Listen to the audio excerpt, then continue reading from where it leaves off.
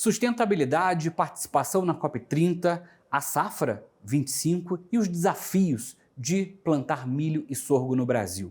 A gente conversa agora com Daniel Rosa, que é diretor técnico da Associação Brasileira de Produtores de Milho e Sorgo, a Abramilho. Seja muito bem-vindo aqui a nosso balanço, né, e a nossa perspectiva de 2026. Eu queria que você trouxesse para a gente como é que foi 2025 para a Abramilho. Né? A gente sabe que não foi fácil, muitos desafios. Quais pontos que você acha importante? Quais são os destaques que você traz para a gente desse ano que foi desafiador? Bruno, primeiro, obrigado pelo convite. Sim, 2025 foi um ano bem desafiador. Apesar de olharmos os dados de produção de milho, que tiveram uma elevação com relação ao ano passado, uma safra praticamente recorde, com 141 milhões de toneladas produzidas, foi um desafio para os produtores. A gente observa um aumento considerável do endividamento rural, então isso aí traz uma preocupação para o produtor, mas a gente teve coisas boas também em 2025. A abertura do mercado de sorgo para a China, a Abramilho coordenou uma visita técnica de sanitaristas chineses aqui para o Brasil. Fizemos uma visita a campo de algumas propriedades em Goiás e Minas Gerais, que são os principais estados produtores de sorgo do Brasil, e eles saíram com uma impressão muito boa. Então, a nossa expectativa era que já se começasse, ainda esse ano, as exportações de sorgo para lá. Teve uma questão sanitária, burocrática com a China, por parte da GACC, que seria o DSV deles lá, né? E o Ministério da Agricultura está tentando sanar isso aí. Pode ser que a gente ainda consiga pegar um finalzinho da janela do sorgo ali para vender para a China. Mas caso não consiga, 2026 a gente espera que vai ser um ano de início de exportações de sorgo, não só para a China, mas como um inicial para o Brasil nessa cultura que vem crescendo muito. Outro ponto importante foi a COP30, ainda que a gente não veja grandes repercussões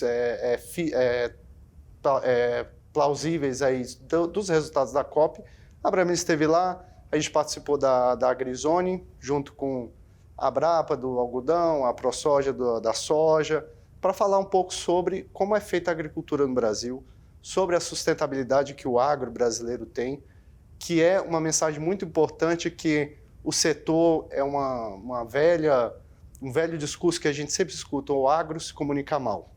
Então a gente foi lá para tentar quebrar esses paradigmas de que a agricultura brasileira seria uma vilã das mudanças climáticas, né? Pelo contrário, ela é a que mais sofre e, ao mesmo tempo, é uma das que mais tem espaço para reduzir as emissões de CO2. São vários caminhos o milho, né? A gente tem o milho para ração animal, a gente tem o milho espiga que a gente consome, né? O milho verde, a gente tem milho de pipoca, então a gente tem... São vários caminhos, quando a gente fala de milho, são vários caminhos, são várias produções, cada uma com sua, né, tecnologia, com sua característica, que precisa, né, de solo, água, tempo, clima. Exatamente. E aí o que é bem interessante, a gente costuma, apesar do produtor de milho ser o mesmo de soja, a gente precisa entender que o mercado de milho, como você fala, é completamente diferente do de soja. Então, enquanto a gente exporta praticamente boa parte da produção de soja, 70% ou até mais do milho é consumido internamente. E aí ela vai para a ração animal, que responde principalmente a grande fatia, o etanol de milho, que hoje já representa 20% do consumo brasileiro, então é um setor que tem crescido bastante aqui no Brasil, e tem os usos industriais, tem o consumo humano, e aí tem outra característica do milho, que ela se diferencia bem da soja, que é essa presença em todos os municípios do Brasil e em todos os tamanhos de propriedade. Então, um produtor de milho ele pode estar produzindo grão para exportação tipo commodity, enquanto um vizinho de pequena propriedade vendendo um milho verde na feira. Então, assim, realmente é uma cultura bem diversa. E voltando nessa questão das mudanças climáticas, por que a Abramilho começou a se preocupar com o sorgo? É essa capacidade e rusticidade dessa planta entrar nas janelas em que o milho está espremido. Então, igual esse ano 26, que a gente pode comentar depois como é que está a previsão. Soja está atrasada. Esse produtor ele vai ter uma janela menor para plantar o milho e vai aumentar o risco. Então, talvez, dependendo da sua região, ele pode optar por plantar um sorgo. Ele tem um valor agregado um pouco menor do que o do milho, mas ele é mais rústico, responde melhor à fertilidade, então pode compensar. Então, tudo isso tem que ser levado em consideração na hora de se pensar numa lavoura, né? E agora falando um pouquinho, olhando para frente, né? Quais são as expectativas aí da Abramilho para 2026? O que vocês esperam? Como é que vocês estão vislumbrando essa próxima safra? Olha, vamos lá. Essa safra 25, que passou agora, foi uma safra boa, climática, produtividade alta, Brasil batendo recorde tanto de soja, de milho, 141 milhões de toneladas de milho no total.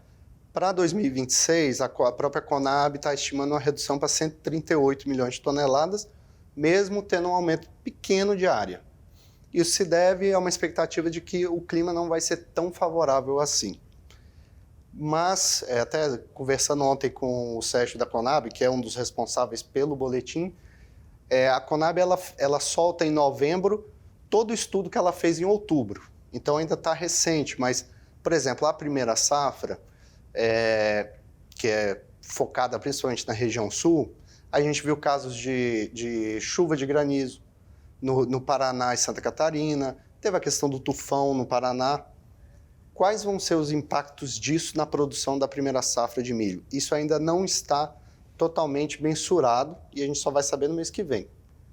Apesar disso, é uma primeira safra bem robusta, 25 milhões de toneladas, uma expectativa boa. E aí, pulando para a segunda safra, temos atraso no plantio da soja, e aí vem o que eu estava comentando, espreme a janela para o milho.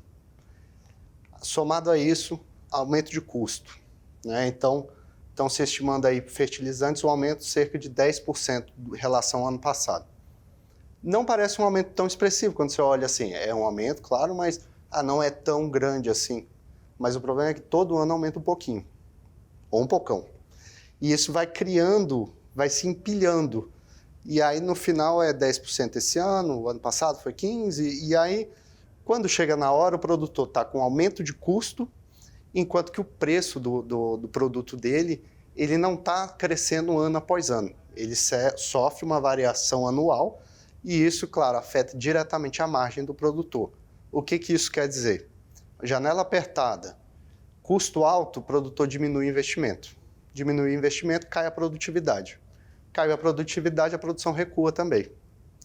E quando a gente olha safra recorte de milho nos Estados Unidos, a Argentina se recuperando na produção dela aqui, é muito provável que o preço não vá atingir níveis altos demais. China também, que veio comprar milho do Brasil um tempo atrás, já não compra tanto assim. Então, a gente imagina que não vai ser um ano de preços extraordinários, enquanto os custos estão altos, isso aí pode gerar uma redução na produção. Daniel, muito obrigado mais uma vez pela participação. Espero que a gente consiga aí ter um 2026 bastante produtivo. Eu agradeço o convite e a Abramilho está à disposição. Muito bem, esse foi o Balanço 2025 e Expectativas 2026. Até a próxima.